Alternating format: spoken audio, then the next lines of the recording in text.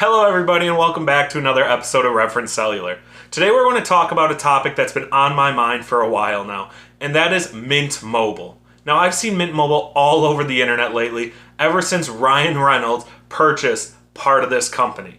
Yes, that's right, Ryan Reynolds owns a cell phone company. Now Mint Mobile is an MVNO, which stands for Mobile Virtual Network Operator, which just means that they don't own the infrastructure they use. Now the infrastructure they use is actually T-Mobile's network. Now, because they don't own this network, they don't get priority data through this network. T-Mobile saves that all for their customers, so you're not going to get it on this network. Now, what that simply means is that when the network is heavily congested, you might see slow speeds first before T-Mobile network users see those slow speeds. Now, how do I know if Mint Mobile is good or bad? Well, I've actually taken the time to test it myself. I've been using it for about 3 months now.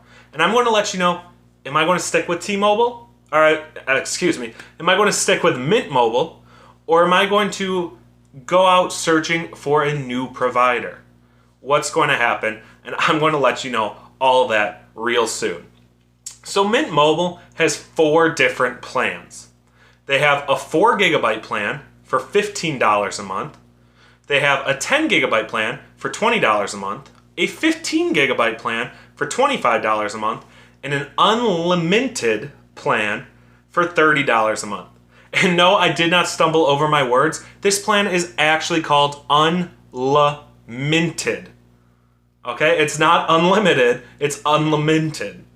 Now, when you go on their website, it might look like it's unlimited, but actually zoom into the title of this plan, and you will find a very tiny N right in there between the I and the T. I am not making this up. You can go to their website and check that out. Now, those prices are actually based on a yearly plan. Now, what this means is it's not a contract forcing you to stay with them for a year, but you have to pay the year in advance. This is something that some people hate and some people love. I personally actually really loved this feature. I like the idea that I can just go, here's X amount of money for the year, and I don't have to worry about my bills for the rest of the year.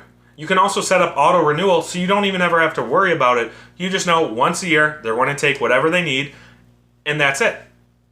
Now they have 2 other paying options, a 6-month option, and they have a 3-month option. Now on the 6-month option, you're going to see the 4 gigabyte plan go up to $20 a month. You're going to see that 10 gigabyte plan go up to $25 a month. And then you're going to see that 15 gigabyte plan is actually going to go to $35 a month, and that unlimited plan is also going to be $35 a month. Now then they also have those 3-month plans where you're going to see 4 gigabytes a month for $25 a month. You're going to see $35 a month for the 10 gigabyte plans. You're actually going to see $45 a month for the 15 gigabyte plans, and $40 a month. That's right, you're actually going to get that unlimited plan for $40 a month versus the $15 a month, or versus $45 a month for 15 gigabytes data. Now, a huge thing you should know when I say this unlimited plan or unlimited plan is it's not actually true unlimited. You actually only get 35 gigabytes of data. Now, true, that's a whole lot more than you're getting of that 15 gigabytes of data, but unlike those other plans, all of these plans stream at 720p. The unlimited plan is actually capped at 480p. So if you do get that unlimited plan, you're actually going to be streaming video at worse quality. So that is definitely something to take into consideration and definitely something to note. On top of that, all of these plans do have mobile hotspot. And if you're wondering how much mobile hotspot each plan has, well, it's actually however many gigabytes of data you get. For most plans.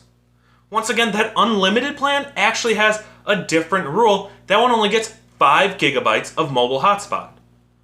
So if you pay for that 4 gigabyte plan, you get 4 gigabytes of mobile hotspot. You can use that data either as regular cellular data or mobile hotspot, all 4 gigabytes. If you pay for that 10 gigabyte plan, you can use all 10 gigabytes as mobile hotspot. Or you can use 3 as normal cellular data and then 7 gigabytes as mobile hotspot. And then on that 15 gigabyte plan, it's the same thing. I could use 12 gigabytes as mobile hotspot, 3 gigabytes as cellular data, or all 15 gigabytes as mobile hotspot. But then on that unlimited plan, you're capped at just 5 gigabytes of mobile hotspot. So on that unlimited plan, yes, you're getting 35 gigabytes of data, which is so much more than that 15 gigabytes of data, but you're now getting capped at 480p. and you're getting capped at 5 gigabytes of mobile hotspot.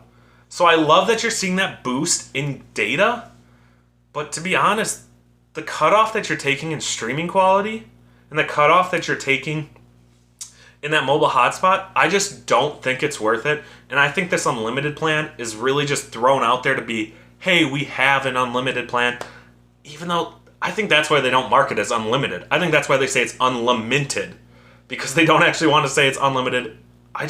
This plan is not good. I would not get the unlimited plan in my recommendation.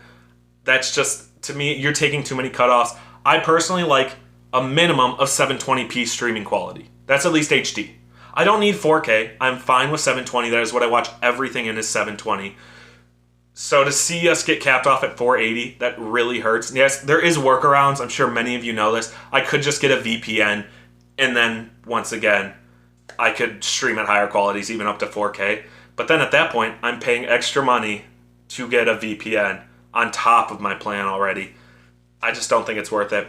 I think the 3-month plans, too, aren't worth it, because at the price you're paying for just 4 gigabytes at $25 a month, I can find other MVNO plans where I can get unlimited data at very similar qualities for $25. So once again, that is not worth it. I could also get a plan paying $25 monthly versus yearly and versus 3 months, and I could pay that monthly and get it for $25 at unlimited. So I do not think that is worth it.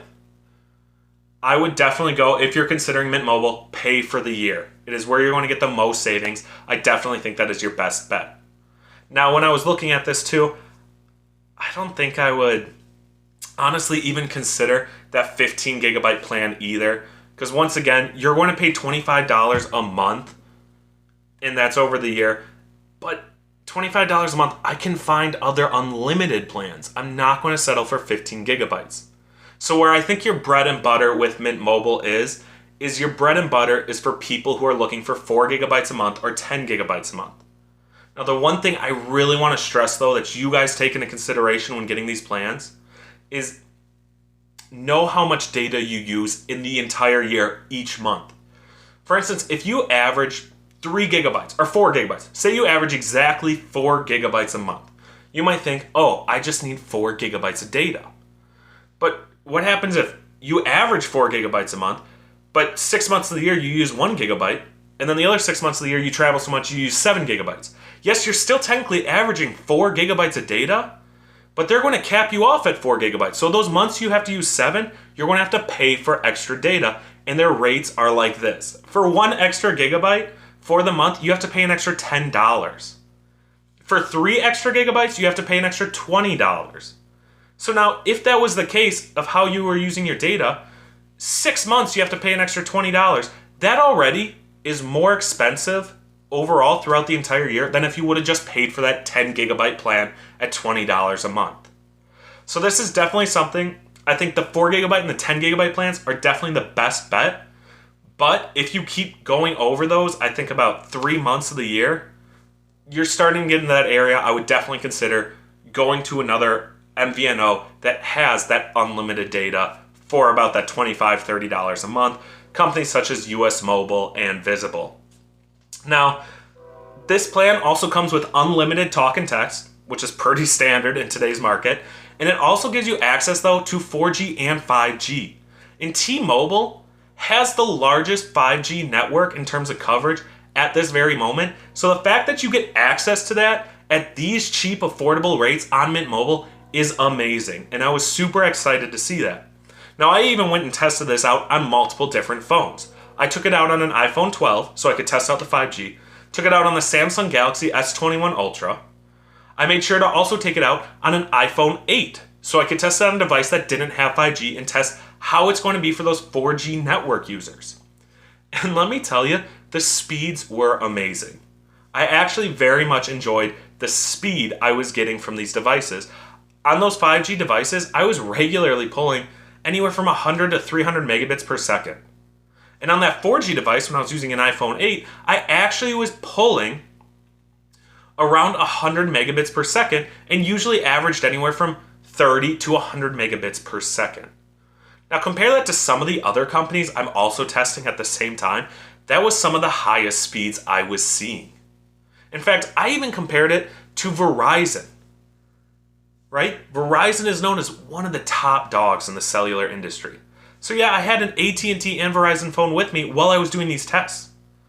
And it actually took better speeds than Verizon consistently. So that was something that was shocking to see as I tested the Verizon network on the exact same devices. So that is definitely something that is awesome, is that you're getting those really high and great speeds. Downside though, is on Verizon's network, I was consistently getting the same speed all the time. Now I went and did some mission work and other things, so I was traveling from state to state to state. Now when I was doing that travel, I noticed Verizon just consistently kept me at the same level of megabits per second, which was anywhere from about 10 to 20, as I stayed in that threshold for the majority of the time. Now on some of my devices, when I got into some of the inner cities and getting that ultra wideband, that's a different story. I was pulling down about 1,000 megabits per second. So it did vary, but in those instances, but traveling through the country to other cities, everything like that, consistent speeds. That is where it struggled for Mint Mobile. Yes, when I was in these smaller cities, I was pulling down those great speeds, but there's two areas that Mint Mobile really struggled with. That was one, when I got way out into like the boonies, out into the middle of nowhere, and I was still getting that consistent speed from Verizon, which was awesome to see.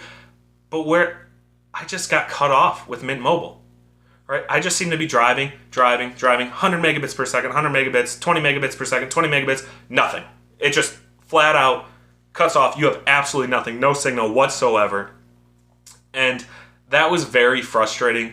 So if you're somebody who loves to travel a lot, I can't really recommend this phone because I use GPS a lot when I travel. And the fact that this phone, every time you got into the middle of nowhere on Mint Mobile, would just cut out was very frustrating. And that's something I can't recommend for safety reasons, obviously. If you're in the middle of nowhere, you can't have your GPS cut out and you can't be lost.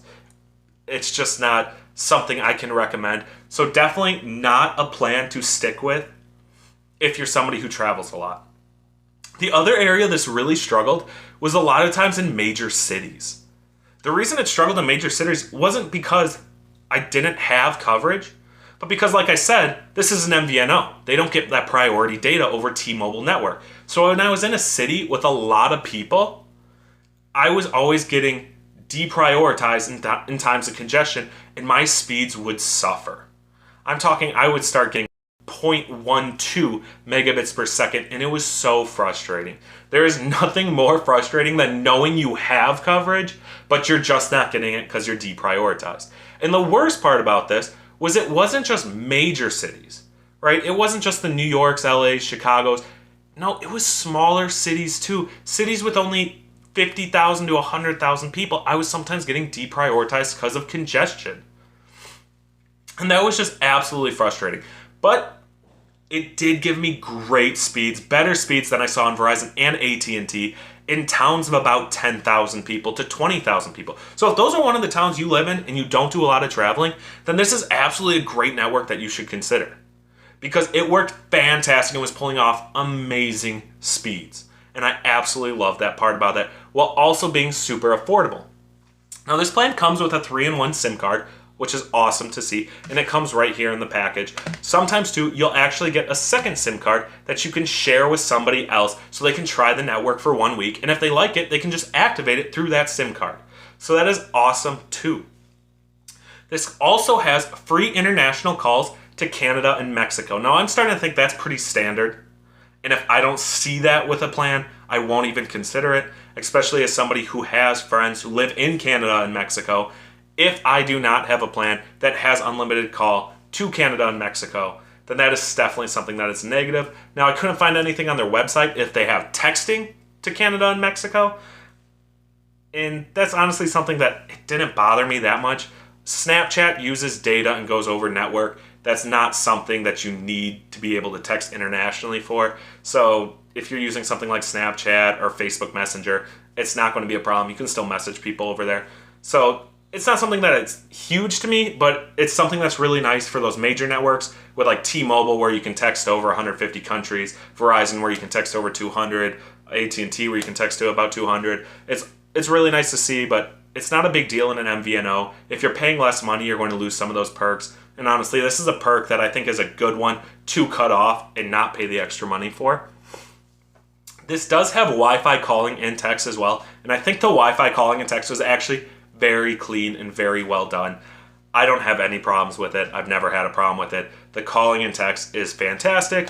But just like I said, in those times of congestion, I was actually seeing issues with my calls dropping in and out, as well as when you get into those areas with absolutely no network, you also just have the inability to call or text people. Your phone becomes essentially useless because the network just doesn't reach out there. Because, too, this MVNO does not have domestic roaming. It also does not have international roaming, which is obvious for a plan this affordable, that it's not going to have international roaming, but it doesn't have domestic roaming. Meaning, if you're not on one of T-Mobile's towers, you're just not going to get any coverage. Okay? It doesn't matter if you're sitting right in between a Verizon and AT&T tower, you're not going to get any coverage because it doesn't have domestic roaming. That is one thing to definitely look into. If calling and text are huge to you, there's other plans I've been trying that are really put the emphasis and focus on that, but you're going to have to pay a lot more for data. But the calling and texting was fantastic and very affordable. So definitely something you should take into consideration when considering Mint Mobile. Now, these plans are actually all unlimited as well. They're not all advertised as unlimited, but you never pay for overage fees. But your speed does get capped off. So once you hit that 4 gigabyte threshold, that 10 gigabyte threshold, yes, you can keep using data, but the speeds get reduced. And I mean, the speeds get reduced. It's pretty much essentially impossible to do anything. The data is essentially useless. So definitely, although they say in their advertising or say underneath, like, oh, your speeds get reduced, but it is unlimited data, it's not really unlimited because you can't do anything. The speeds are just too slow. Another huge perk about this plan is it's got bring your own phone. So you can actually go onto their website and look up through your IMEI or just searching a device to see if it's compatible on their network. And if it is, it's nice. They send you a SIM card. You just pop it into your phone. You can use your own phone. Now, if you're looking to purchase a phone, I don't recommend you purchase from Mint Mobile's websites. I believe that all their phones were very overpriced, as well as the deals are not good. You will get much better deals either buying straight from the manufacturer or buying from companies like Walmart or Best Buy. Definitely stay away from buying your devices on Mint Mobile's website. It is just a waste of money. You will save so much more going somewhere else. Now, overall, am I going to stick with Mint Mobile? Is that something I'm going to do? Is Mint Mobile going to become my new primary device, right? Or my primary mobile provider? And the answer is no. It's a good plan. I definitely think it hits the things that a lot of people need. But the problem is I use a lot of data. I use anywhere from 40 to 80 gigabytes a month. And this lacks in some key areas. I use a lot of mobile hotspot. And I just can't get... The most mobile hotspot I can get is 15 gigabytes a month. Unless I want to keep buying more and more data. But I only get 5 gigabytes a month on their unlimited plan of mobile hotspot. So that is definitely something right there. If you're a heavy mobile hotspot user and use a ton of it, this plan's not for you. The other issue is you can't buy more data on their unlimited plan. So that's 35 gigabytes, but once you pass that, you can't buy any more. And like I just said, I use 40 to 80, meaning if I want to purchase more, I have to be on their 15 gigabyte a month plan. But then at that point, just to purchase 25 more gigabytes, I'm looking at a couple $100. It is just not worth it for heavy data users. I think this plan is absolutely great. I think the coverage is really good. It does things you need. I think the target demographic, people who love this, people who do not travel in the middle of nowhere, and people who live in smaller cities, about 10,000 to 20,000 people. That is the key area I think this is trying to reach. People who want affordable plans. If you're somebody who lives in a major city, I wouldn't recommend it because the congestion was terrible. If you live in the boonies, I wouldn't recommend it because you just won't get reception. And if you're a heavy data user, I don't recommend it because it will actually become more expensive than the primary companies of Verizon, AT&T, and T-Mobile. So definitely, I couldn't recommend it if you're a heavy data user. The other thing I also might add, is you can actually control your entire family's networks all on one phone. I can buy this plan for 5 people and control it all through one device on one account. The downside to this is there's no perks for having more people on the plan. So if you have 5 people on this plan, or let's say 3. If you have 3 people on this plan with unlimited, you're paying $90 a month. Right? You're paying $90 a month to be deprioritized on an MVNO. You can get the T-Mobile Essentials plan to be on the exact same network, to be prioritized, to get international roaming, to get domestic roaming for $90 a month. So this plan also is only good if you have 1 or 2 people on it. Once you start getting more than that, it really it loses value. So I think your key people here, 4 gigabytes a month, 10 gigabytes a month, live in a city of 10,000 to 20,000 people. You do not travel a lot. You do not use a lot of data. And you're only buying it for 1 or 2 people. That's the demographic here, guys. I'm sorry to tell you. Besides that, I did love it. I thought it was a really great experience. I'd also recommend you could use this as a business device, but I wouldn't use this as your personal driver. I won't be using it as my personal driver. I'm going to continue the search, looking for the new provider that I'm going to be using regularly. Super excited to tell you guys. I have a lot more coming. So everybody, have a great day. Everybody stay blessed. See you in the next one.